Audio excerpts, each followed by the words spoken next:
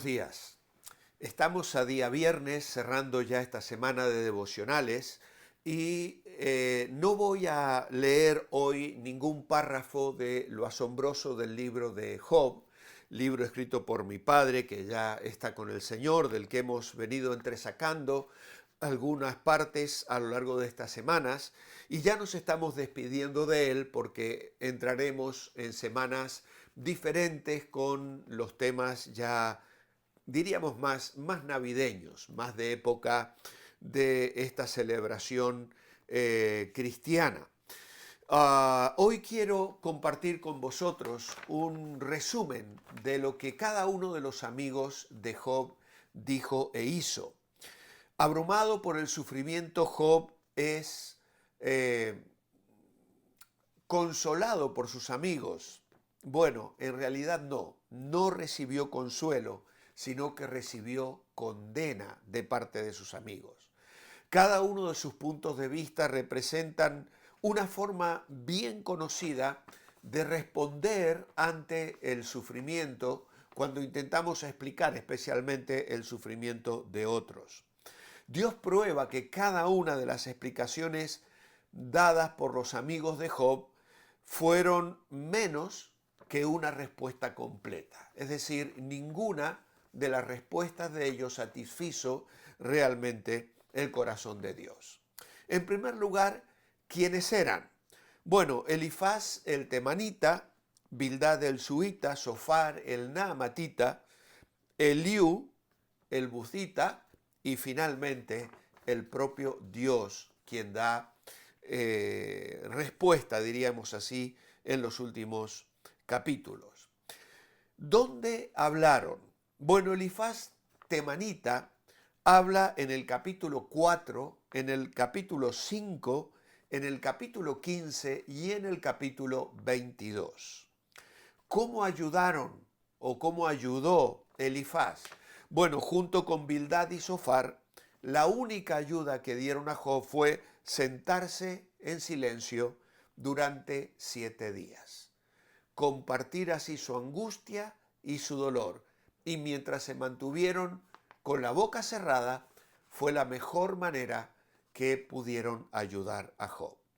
Ahora, ¿cómo explicaron el dolor de Job? ¿Cómo lo explicó Elifaz el temanita? Simplemente dijo, Job está sufriendo porque ha pecado. Esa era la conclusión, la convicción de Elifaz. ¿Qué consejo le dio a Job? Acude a Dios y encomiéndale tu causa. Esa fue su sugerencia. ¿Cuál fue la respuesta de Job? Retira tus falsas acusaciones. Lo encontramos en el capítulo 6, versículo 29. ¿Qué fue lo que dijo Bildad, el suita? Bueno, él explicó el dolor de Job diciendo, Job no admite que ha pecado, por lo tanto, seguirá sufriendo. Su consejo a Job, ¿hasta cuándo, oh Job, seguirás así? Capítulo 8 y versículo 2. ¿Cuál fue la respuesta de Job? La encontramos en el capítulo 10, versículo 2. Diré a Dios, hazme entender por qué contiendes conmigo. Sofar el naamatita, capítulo 11 y capítulo 20. Bueno, olvidé decir dónde habló Bildad. Bildad habló en el capítulo 8, en el capítulo 18 y en el capítulo 25. Bildad. Ahora, Sofar el naamatita habla en los capítulos 11 y en el capítulo 20. ¿Cómo explica el dolor de Job? Pues Sofar sugiere que el pecado de Job merece aún más sufrimiento que el que ha experimentado. ¿Y cuál es su consejo? Líbrate de tus pecados. Capítulo 11, versículos 13 al 14. ¿Cuál es la respuesta de Job? Sé que seré reivindicado. Capítulo 13 y el versículo 18. Finalmente aparece Eliú, un cuarto participante más joven que estos tres, que no formaba parte del equipo de consuelo que se acerca a Job, sino que parece ser más bien un observador cercano que está escuchando los argumentos que estas personas presentan ante el sufrimiento de Job. Y él habla desde el versículo 32, capítulo 32 al capítulo 37. ¿Cómo explica el dolor de Job? Eliú sugiere que Dios está usando el sufrimiento para moldear y capacitar a Job. ¿Cuál es su consejo? Calla y te enseñaré sabiduría. En este sentido, hay una actitud algo arrogante en el corazón de este hombre. ¿Y cuál es la respuesta de Job? Pues calla, no dice absolutamente nada. Y finalmente, el verdadero amigo, el más comprensivo, el soberano, el que conocía exactamente lo que había en el corazón de su siervo, Dios. Habla en los capítulos 38 al 41 y él confronta a Job con la necesidad de contentarse sin conocer el porqué de su sufrimiento. Esa es un poco la respuesta que podemos encontrar en, en las palabras que Dios proclama en estos capítulos. Por lo tanto, no explica la razón del sufrimiento de Job. Y esto me lleva a una frase que repito habitualmente cuando tengo que hablar o enseñar sobre la experiencia de Job. Y es la siguiente: los creyentes no vivimos por explicaciones, vivimos por promesas. Vivimos por promesas. No necesitamos que Dios nos explique cada una de las cosas que pasan en nuestra vida. Hay cosas que Dios no nos explica por misericordia, por amor, por gracia, porque sabe que no las podríamos sobrellevar. Y nos llama a vivir por fe. Es pues la fe la certeza de lo que se espera, la convicción de lo que no se ve. Su consejo a Job de parte de Dios: ¿todavía quiere seguir discutiendo con el Omnipotente? En el capítulo 40, verso 2. Y la respuesta de Job es: yo hablaba de cosas que no entendía. Así que Dios luego reprende a los amigos de Job. Dios también ignora aparentemente la argumentación de Eliú y no dice absolutamente nada en relación a lo que este hombre propone. Y finalmente Dios reivindica a Job dándole el doble de todo lo que había perdido, de lo que había tenido. Y claro, le duplica las ovejas, le duplica el ganado, le duplica la riqueza, pero le vuelve a dar otros 10 hijos. ¿Por qué? Porque los otros 10 para Dios vivían. Estaban en la presencia de Dios. Por lo tanto, no le da 20 hijos, le da otros 10. Y eso nos afirma la garantía de que los seres humanos tenemos eternidad y que lo que necesitamos es recibir la vida eterna que Dios nos ofrece a todo aquel que cree en el Señor Jesucristo y le acepta como único y suficiente Salvador, abriendo su corazón y depositando en él su fe, fruto del arrepentimiento de nuestros pecados y confiando solamente en él para nuestra salvación. Amado Padre, gracias te damos por el libro de Job. Gracias, Señor, por una enseñanza tan preciosa. Gracias por un contenido tan profundo. y ayúdanos a nosotros a enfrentar el sufrimiento enfocados en ti, en fe, en dependencia y en confianza.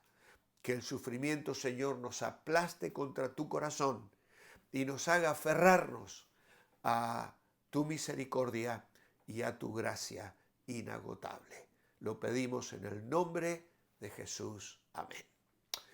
Hemos llegado al final de otra semana más. Dios mediante, el domingo vamos a estar considerando el tema del Espíritu Santo y los dones espirituales. Así que el próximo lunes tendremos un devocional muy interesante también.